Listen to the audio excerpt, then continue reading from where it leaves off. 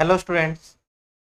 Last video के अंदर हमने ये डिस्कस किया था कि जो हमारे पास केमिकल इक्वेशन होती है वो क्या होती है और हम किसी भी एक केमिकल इक्वेशन को किस तरीके से लिख सकते हैं उसके बारे में हमने बात करी। तो जिस बच्चे ने लास्ट वीडियो नहीं देखा है तो सबसे पहले जाके वो लास्ट वीडियो देखेंगे और फिर इस वीडियो पे आएंगे।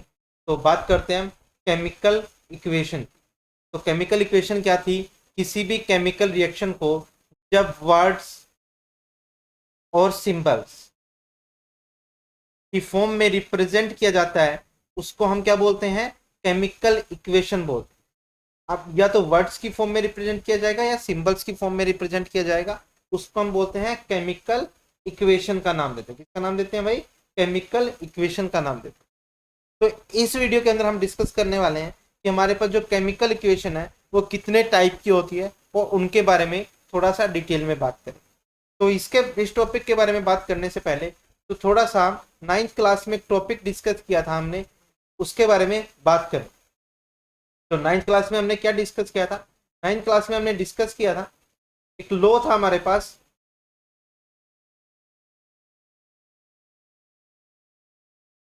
लॉ था हमारे पास, law of conservation of mass. Law of conservation of mass, ये लॉ क्या कहते हैं? देखिए भाई, लॉ का नाम है law of conservation of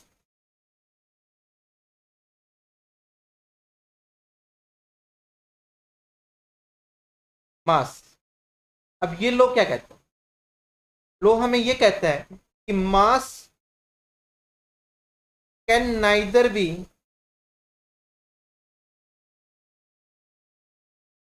created nor be destroy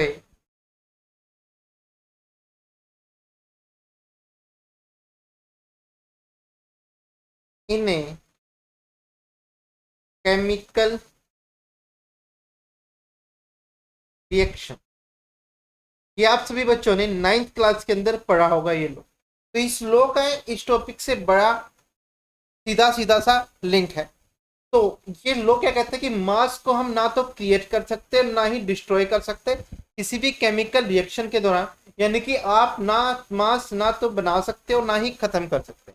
इसका मतलब ये हुआ कि जब भी कोई आप एक केमिकल इक्वेशन लिखते हो, केमिकल इक्वेशन के अंदर एक साइड पर रिएक्टेंट लिखे जाते हैं।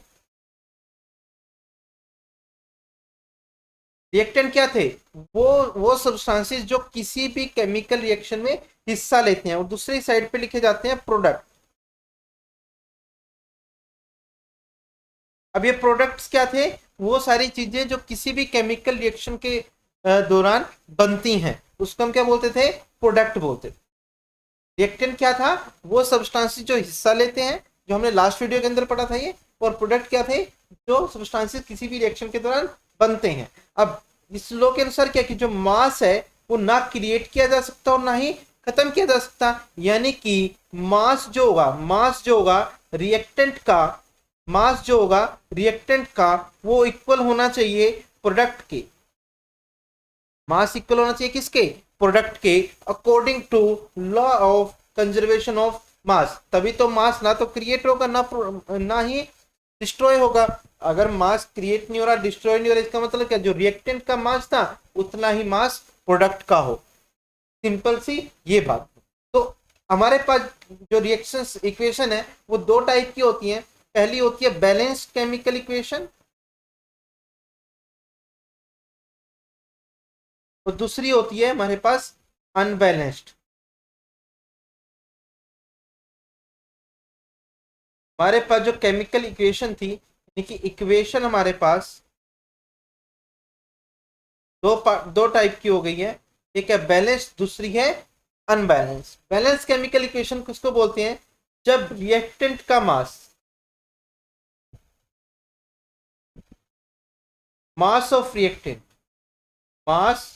ऑफ रिएक्टेंट इक्वल हो मास ऑफ प्रोडक्ट के।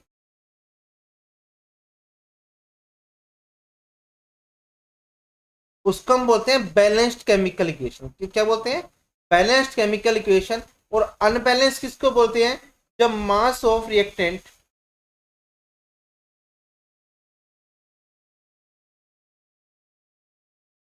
नॉट इक्वल हो मास ऑफ प्रोडक्ट के,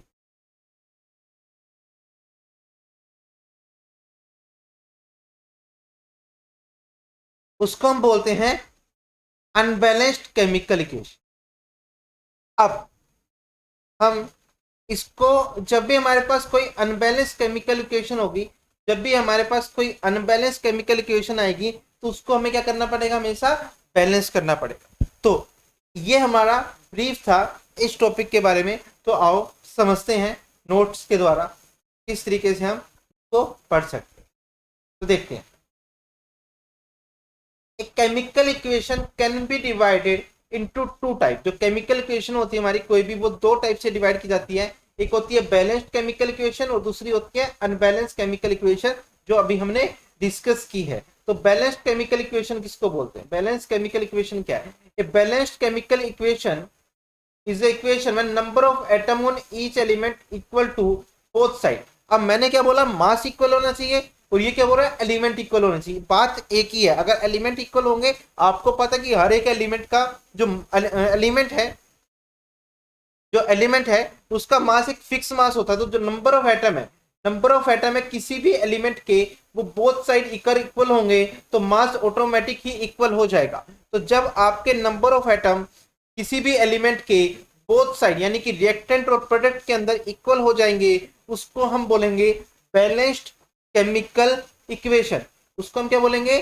बैलेंस्ड केमिकल इक्वेशन। जब number of atom both side reactant और प्रोडक्ट के अंदर इक्वल हो जाते हैं, उसको हम बोलते हैं बैलेंस्ड केमिकल इक्वेशन। जैसे हमारे पास ये एक छोटा सा एग्जांपल भी दे रखा है। एग्जांपल क्या है, देखिए एग्जांपल हमारे पास है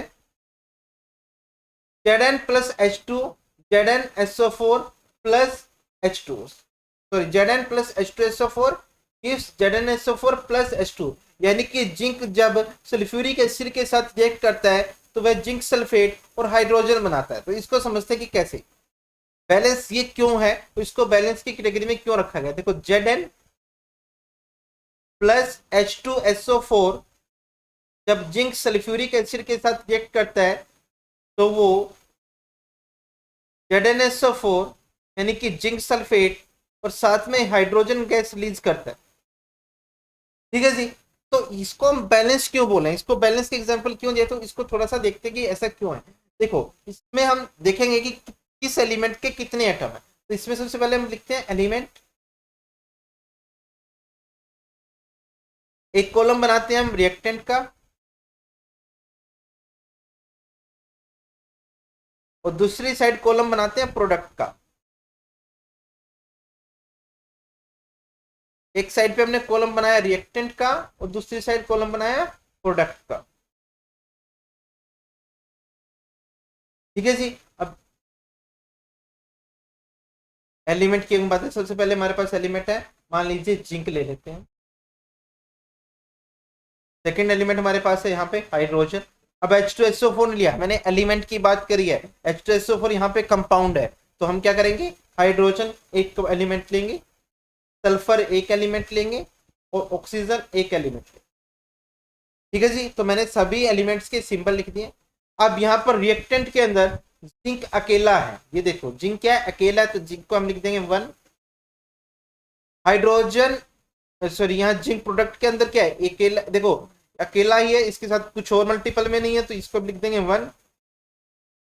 हाइड्रोजन यहाँ पर 2 है, देखिए हाइड्रोजन के साथ क्या लगा हुआ है, 2 लगा हुआ है, तो यहाँ पर आ गए 2, और यहाँ पर हाइड्रोजन कितने हो गए, 2। यहाँ पे सल्फर अकेला है तो 1, यहाँ पर भी सल्फर अकेला है तो 1, और ऑक्सीजन के साथ क्या 4 लगा तो 4, और यहाँ ऑक्सीजन के साथ 4 है तो ये भी 4।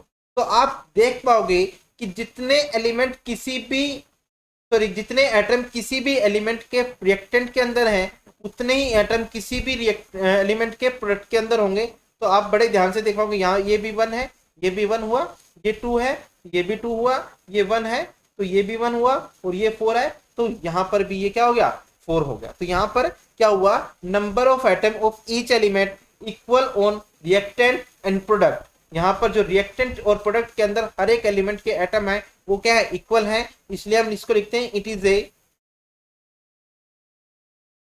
Balanced, it is a balanced chemical equation. और ये हमारे पास एक बैलेंस्ड केमिकल इक्वेशन हो जाती है क्योंकि यहां पर जो नंबर ऑफ एटम है ऑन ईच साइड क्या है, इक्वल है। ठीक है जी, तो हम बात करते हैं आपके नोट्स में क्या दिया। देखिए, in this equation number of zinc, number of atom in zinc, hydrogen and sulphur are equal on both side. जो एलिमेंट नंबर ऑफ एटम है ईच एलिमेंट के, जैसे कि जिंक, हाइड्रोजन और सल्फर क्या है, दोनों साइड इक्वल है, इसलिए इसको हम क्या बोलते हैं, बैलेंस्ड केमिकल इक्वेशन का नाम देते हैं। और according to law of conservation of mass, जो अभी डिस्कस किया मैंने, मास क्या है, can neither be created nor be destroy. Mass को ना तो क्रिएट कर सकते और ना ही डिस्ट्रॉय कर सकते किसी भी केमिकल रिएक्शन के दौरान। तो टू ओबे दिस लॉ, और इस लॉ को ओबे करने के लिए जो टोटल मास एलिमेंट का प्रेजेंट इन रिएक्टेंट क्या होगा, इक्वल मस्ट बी इक्वल हो जाएगा total mass of element present in the product. और इसी रूल को ओबे करते हुए हम ये करते हैं, क्या कहते हैं कि जो टोटल मास है हमारे पास रिएक्टेंट का, वो इक्वल होगा total mass of element each element product के अंदर। तो वो कैसे करते हैं, नंबर ऑफ एटम को इक्वल करके हर एक एलिमेंट के। तो ये हमारे पास क्या होगी, एक बैलेंस्ड केमिकल इक्वेशन होगी। नेक्स्ट है हमारे पास अनबैलेंस्ड केमिकल इक्वेशन। नेक्स्ट क्या है, unbalanced chemical equation. Unbalanced chemical equation किसको बोलते हैं, अनबैलेंस्ड केमिकल इक्वेशन हम उस केमिकल इक्वेशन को बोलते हैं जिसके अंदर जो नंबर ऑफ एटम है ईच एलिमेंट के, वो बोथ साइड इक्वल नहीं होंगे। तो ये क्या है, if the number of atom of each element in reactant is not equal to number of atom of each element present in the product. यानी कि हर एक एटम के हर एक एलिमेंट के एटम जो हैं रिएक्टेंट के अंदर और प्रोडक्ट के अंदर अगर इक्वल नहीं है, उसको हम बोलते हैं अनबैलेंस्ड केमिकल इक्वेशन। क्या बोलते हैं, unbalanced chemical equation. Then the chemical equation is called unbalanced chemical equation, जो अभी हमने डिस्कस की है। हमारे पास एक एग्जांपल दिया गया है इसका अनबैलेंस्ड केमिकल इक्वेशन का। Fe यानी कि आयरन जब वाटर के साथ रिएक्ट करता है तो ये आयरन ऑक्साइड बनाता है और साथ में हाइड्रोजन नहीं बनाता है। तो यहाँ पर एक इक्वेशन दी है और इसको देखते हैं हम, ये अनबैलेंस्ड क्यों है, देखते हैं भाई क्या दिया हुआ।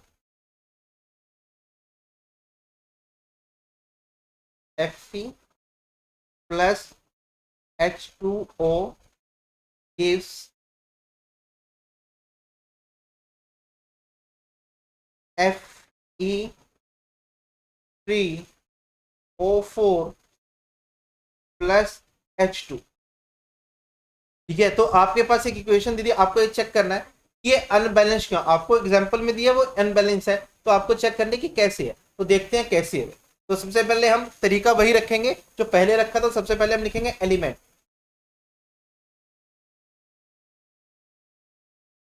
उसके बाद लिखेंगे हम रिएक्टेंट,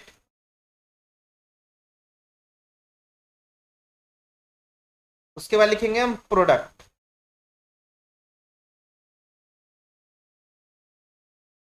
जी, एलिमेंट की बात करें हम तो एलिमेंट कौन कौन से हमारे पास, आयरन, हाइड्रोजन और ऑक्सीजन। तो आप देख पाएंगे यहाँ पे आयरन कितने हैं भाई, आयरन हमारे पास यहाँ पे हैं 1, रिएक्टेंट के अंदर कितने हैं 1, और प्रोडक्ट के अंदर कितने हैं, यहाँ पर आयरन के साथ कितना है भाई 3 है, तो इधर कितने आ गए 3। ठीक है जी, हाइड्रोजन इधर कितने हैं 2, रिएक्टेंट के अंदर कितने हैं 2, प्रोडक्ट के अंदर कितने हैं जी 2। हाँ जी, ऑक्सीजन इधर कितने हैं 1, ऑक्सीजन इधर कितने हैं 1, और प्रोडक्ट के अंदर कितने हैं, ऑक्सीजन के साथ क्या लगा हुआ है 4, ये आ गए जी 4। ठीक है जी, तो यहां पर आप बड़े अच्छे से देख पाओगे कि हमारे पास जो आयरन है रिएक्टेंट के अंदर एटम उसके 1 हुए, प्रोडक्ट के अंदर कितने हो गए 3, जो इक्वल नहीं है, इसलिए इनका मास भी इक्वल नहीं होगा। हाइड्रोजन इधर कितने हैं 2, इधर कितने हैं जी 2, ये इक्वल है। ऑक्सीजन कितने हैं, इधर 1 है रिएक्टेंट के अंदर और प्रोडक्ट के अंदर कितने हैं 4। तो हम कह सकते हैं कि यहाँ पर हर एक एलिमेंट के जो नंबर ऑफ एटम है रिएक्टेंट और प्रोडक्ट के अंदर, रिएक्टेंट और प्रोडक्ट के अंदर इक्वल नहीं है, इसलिए हम इस इक्वेशन को हम बोलते हैं अनबैलेंस्ड केमिकल इक्वेशन।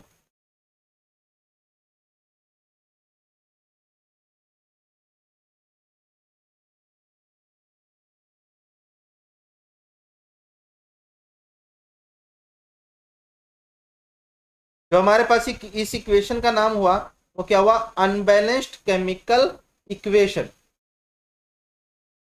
ठीक है जी।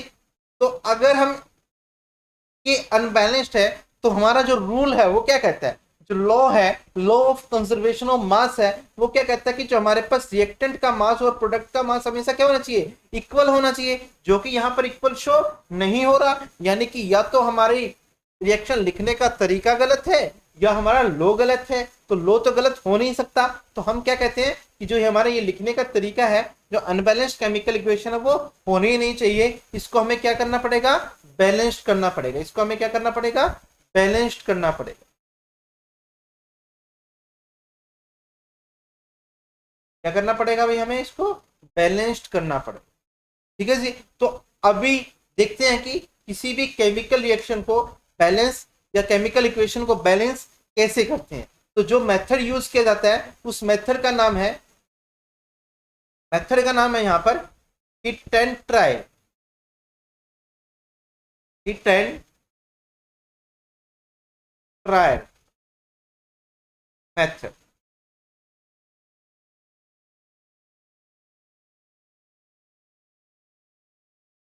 हिट एंड ट्रायल मेथड के अकॉर्डिंग क्या है कि आपको कुछ नंबर के साथ मल्टीप्लाई करना है, वो अभी हम करेंगे किस तरीके से, और फिर आपको चेक करना है बार बार कि आपकी इक्वेशन बैलेंस हुई है या नहीं हुई है। आप इस इक्वेशन को एक बार अच्छे से देखिए, ये वाली जो इक्वेशन है इसको एक बार अच्छे से देखेंगे तो आप पाएंगे कि यहां पर ये 1 था और ये 3 था, ये 1 था और ये 4 था।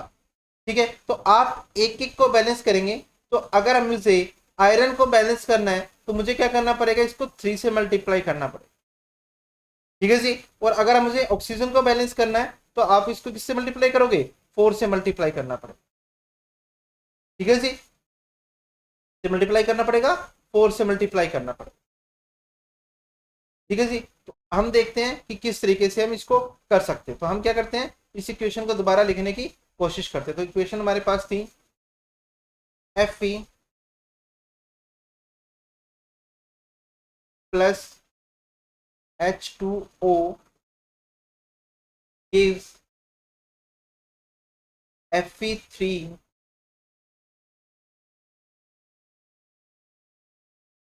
Fe3O4 plus H2। ये इक्वेशन थी और हमने क्या करा है, आयरन को 3 से मल्टीप्लाई करेंगे, आयरन को किससे मल्टीप्लाई करेंगे 3 से, अकॉर्डिंग टू रूल। ये देखिए बैलेंस करने के लिए हमने कर रहे हैं, कहाँ पे कर रहे हैं, रिएक्टेंट के अंदर कर रहे हैं, तो रिएक्टेंट के अंदर ही कर रहे हैं यहाँ पर। और ऑक्सीजन को किससे करना है 4 से। अब अकेली ऑक्सीजन नहीं हो सकती, ऑक्सीजन किसी के साथ कंबाइन है तो पूरा का पूरा कंपाउंड ही मल्टीप्लाई होगा, तो अकेली ऑक्सीजन नहीं हो सकती। तो हम क्या कर सकते हैं, इसको 4 से मल्टीप्लाई कर सकते हैं। हम कभी भी इस तरीके से नहीं कर सकते, H2O मान लो 4 से मल्टीप्लाई करना था तो कोई बच्चा ये सोच रहा हो यहाँ पे 4 से मल्टीप्लाई कर दो तो ये रोंग हो जाएगा। और अगर हम इसको इस तरीके से भी लिखेंगे तो ये भी हमारे पास क्या है, रोंग है। तो कोई और तरीका नहीं है, पूरे के पूरे कंपाउंड को ही मल्टीप्लाई करना पड़ेगा। तो मल्टीप्लाई करने के बाद हमारे पास क्या बचता है, ये इक्वेशन आती है। तो इसको दोबारा से हम चेक करेंगे कि किस तरीके से ये बैलेंस हुई या नहीं हुई। तो बैलेंस चेक करने के लिए वही सेम तरीका है। सबसे पहले क्या लिखेंगे, एलिमेंट, एक से लिखेंगे रिएक्टेंट,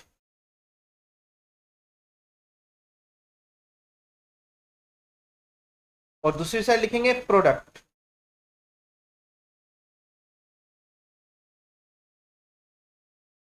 ठीक है जी। एलिमेंट क्या क्या है यहाँ पर, Fe, हाइड्रोजन, ऑक्सीजन। आयरन के रिएक्टेंट के अंदर कितने हुए, 3। आप देख पाएंगे कि हमने 3 से मल्टीप्लाई कर दिया तो अब कितने हो गए, 3। प्रोडक्ट के अंदर ऑलरेडी 3 हैं, ये देखिए। हाइड्रोजन देखिए 2 थे, अब क्या करना पड़ेगा, इसको आपको इससे मल्टीप्लाई करना पड़ेगा। देखो वाटर के अंदर 2 हाइड्रोजन होते हैं और कितने मोलिक्यूल हैं वाटर के, 4 मोलिक्यूल हो गए। तो हम इसको इससे मल्टीप्लाई करके कह सकते हैं कि यहाँ पर कितने हो गया, 8 हाइड्रोजन हो गए। कितने हाइड्रोजन हो गए, 8 हाइड्रोजन हो गए। और उसी तरीके से यहां पर हाइड्रोजन कितने हैं, 2। ऑक्सीजन यहां पर हमारे पास कितने हैं, 4। देखो ऑक्सीजन यहां अकेला है तो 4 कंपाउंड हुए, इसको 4 से मल्टीप्लाई करेंगे तो कितना आया, 4। और यहां पर ऑक्सीजन कितने हैं, 4। ये वाले ऑक्सीजन कितने हुए, 4 हो गए। प्रोडक्ट के अंदर ऑक्सीजन कितने हो गए, 4। तो आप इसको अच्छे से समझ पाए होंगे। तो आप इसको चेक करते हैं कि हमारे पास बैलेंस हुई या नहीं हुई। तो देखते हैं, देखिए यहाँ आयरन आयरन कितने हैं, 3। और यहाँ पर आयरन कितने हैं, 3। तो ये हमारे इक्वल हो गए। यहाँ पर हाइड्रोजन कितने हैं, 8। लेकिन यहाँ पर क्या है, 2 है। तो ये हमारे पास बैलेंस नहीं है, ये वाला पोर्शन क्या है, बैलेंस नहीं है। और ऑक्सीजन कितने हैं, 4। और इधर कितने हैं, 4। तो यानी कि 2 एलिमेंट तो हमारे बैलेंस हो गए, लेकिन जो हमारा हाइड्रोजन है वो बैलेंस नहीं है। ठीक है, तो अब हमें क्या करना है, इसको बैलेंस करना है। तो यहाँ पर देखो जो यहाँ पर है कितने एटम है, 2 एटम है हाइड्रोजन के। तो हम क्या करते हैं, इसको 4 से मल्टीप्लाई करेंगे। अगर हम इसको 4 से मल्टीप्लाई कर दें, अगर हम इसको 4 से मल्टीप्लाई कर दें तो हमारे पास ये इक्वल हो सकते हैं। तो करते हैं इसको ट्राई, कैसे, जैसे हमारे पास अब इक्वेशन क्या थी, 3Fe प्लस 4H2O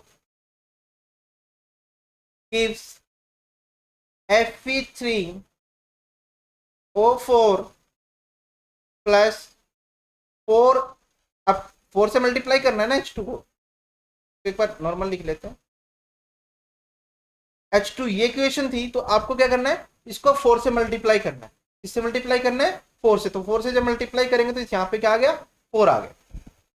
ठीक है जी। तो अब इसको दोबारा से चेक करते हैं कि ये बैलेंस हुई है या नहीं हुई। तो बैलेंस चेक करने के लिए वही है, सेम तरीका। हम क्या लिखेंगे,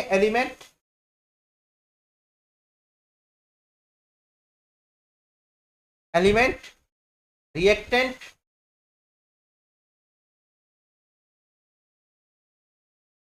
और दूसरी साइड पे product.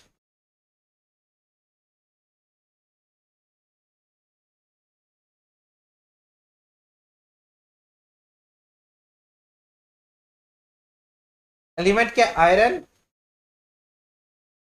Hydrogen, oxygen. Iron reactant के अंदर कितने हैं, 3। कितने हैं भाई, 3। प्रोडक्ट के अंदर कितने हैं, 3। ये देखिए हाइड्रोजन इधर कितने हैं, 4 2 जा 8। और यहां कितने हैं, 4 2 जा 8। ऑक्सीजन इधर कितने, देखो 4। और इधर कितने हैं, ऑक्सीजन 4। तो आप इसको बड़े अच्छे से देख पा रहे होंगे कि हमारे पास आयरन इधर भी 3, इधर भी 3, इधर हाइड्रोजन 8, इधर हाइड्रोजन 8, इधर ऑक्सीजन 4 और इधर ऑक्सीजन 4। तो हम कह सकते हैं कि ये वाली जो इक्वेशन है हमारी, ये एक बैलेंस्ड केमिकल इक्वेशन है। तो इसको लिखते हैं हम, it is a balanced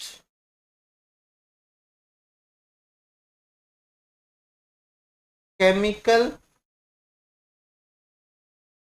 equation.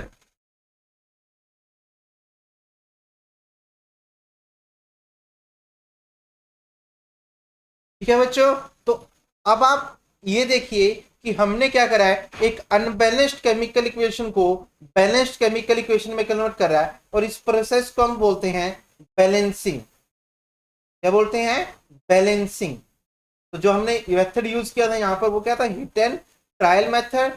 I hope आपको समझ में आया होगा। और जो नेक्स्ट क्लास होगी उसके अंदर हम कुछ एग्जाम्पल्स करेंगे जो आपके एनसीईआरटी बुक के अंदर दिए गए हैं बैलेंसिंग के ऊपर, और सभी बच्चे इसको बड़े अच्छे से समझेंगे और आपकी बुक के अंदर जो एग्जाम्पल्स दिए हुए हैं उनको कुछ को सोल्व करने की कोशिश करेंगे और इसको बड़े अच्छे से नोट डाउन करेंगे। जिस तरीके से मैंने यहाँ पे एक्सप्लेन किया है पॉइंट टू पॉइंट, इसको अच्छे से नोट करेंगे।